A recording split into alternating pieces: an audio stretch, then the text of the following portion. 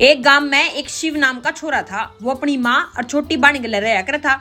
वो आसपास की भेड़ बकरियां नचरान खातर जंगल में पहाड़ा के दौरा जाया कर था, जिते एक बड़ा सा पेड़ा भी था। शिव उस पेड़े की छां में गाना गाया जाया कर था और पंछियों के लिए उसकी दोस्ती भी होगी थी। वो सारी भेड़ बकरियां पे नजर रखा कर था। सांझ होंदे शिव आसपास की गांव में जितने भी लोग थे उनकी भेड़ बकरियां ने गांव वाले देख के अपने घर वापस आ जाया करता। दिन भर कड़ी धूप में भेड़ बकरी चरान खातर उसने अपने घर खातर थोड़े बहुत पीसे मिल जाया कर दे और इन पीसा में शिव जो अपना घर चलाया करता, अपनी माँ और बाण का पेट भरा कर था। इससे कमाई तो अपनी घर की सारी जरूरत का भी काम जो है वो करया कर था। पर छोटी बाण ने कदे कदे अच्छा खान का मन करया कर था। वो हर दिन रूखा सूखा खा के ऊब जाया कर थी। यह बात शिव समझ गया था, लेकिन वो कर भी के सका था। उसने अपनी बेबे की पढ़ाई खातर पीछे जोड़ने थे। अगले दिन तड़के शिव जब भेड़ बकरी लेकर जंगल में पहुंचा तो उसने देखा जिस पेड़े के नीचे वो आराम करया कर है उसने तो लकड़हारा काटन लाग रहा है। क्यों देखकर वो चिंतित हो गया, दुखी हो गया, लेकिन उसके दिमाग में एक तरकीब आई।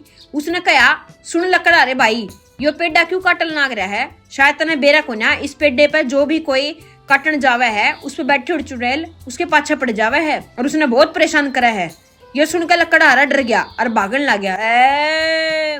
लकड़हारे के बाजते ही उस पेड़े की आत्मा उड़े प्रकट होगी और वह खुश होकर कहने लगी कि भाई तने मेरी जान बचाई है, इसलिए मैं बहुत खुश हूँ और तने उपहार के तौर पे एक घंटी देऊं हूँ। उसने कहा, भला इस घंटी का मैं क्या करूंगा? उसने कहा, यह घंटी कोई इसी विसी घंटी ना है, या जादुई घंटी है। इस तरह जो भी तू चाहोगा खान पीन खातर वो मांग सके है, लेकिन हमेशा इस बात का ध्यान रखिए कि दिन भर में सिर्फ एक बार ही खाना मांग सके है। तो उसने कहा, शुक्रिया मेरे दोस्त। शिव बहुत खुश होया और राज्य हो गया कि कोई भूखा नहीं सोएगा और साथ में उसकी जो छोटी बेबे है उसने जो चाहिए था वो उसने मिल जाया करेगा। सांझ ने जब शिव अपने घर पहुंचा तो उसने अपनी माँ तय और छोटी बाण तय सारी घटना बताई। उसकी माँ और बेबे बहुत खुश होगी। उन लोगों ने उस जादुई घंटी तय विनती करी और जो चाहा उन्हें मांग लिया और खा पी कर ने फिर सो गए। अगले तड़के शिव भेड़ बकरियां ने लेकर चला गया और जब सांझ ने अपने घर उल्टा पहुंचा तो उसने देखा सारे बर्तन खाली पड़े हैं और उस खातर रूखी सूखी रोटी और चटनी से वह जो रोज खाया करे है।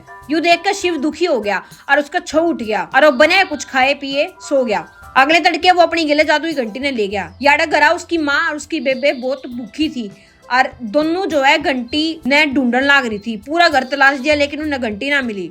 वे लोग बहुत उदास हो गए। उन्हें सोचा शायद घंटी गुम हो गई है और इससे हमारे घंटी ना मिली, ना ही खाने मिलेगा। आखिरकार वह बिना खाए कुकर सो जावे। सांझ ने जब शिव अपने घर उल्टा आया तो उसने घंटी अपनी गोद में तक काटी और जादुई घंटी पे तो जो मांग गया वो उसने मिल गया। यूं देखकर उसकी माँ और उसकी छोटी बहन बहुत दुखी हुई और उसकी छोटी बहन जो है वो रोने लगी और कहने लगी, भाई तू तो बहुत स्वार्थी से, तेने पहले तो ऐसा ना करया।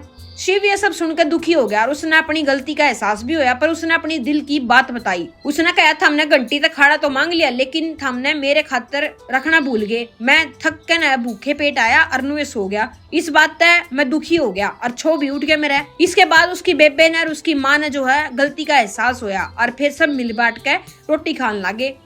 तो बालको हमने कहानी किसी लागी? इस कहानी से यही शिक्षा मिला है कि हमने स्वार्थी नहीं होना चाहिए, दूसरे की जरूरत का भी हमने ध्यान रखना चाहिए।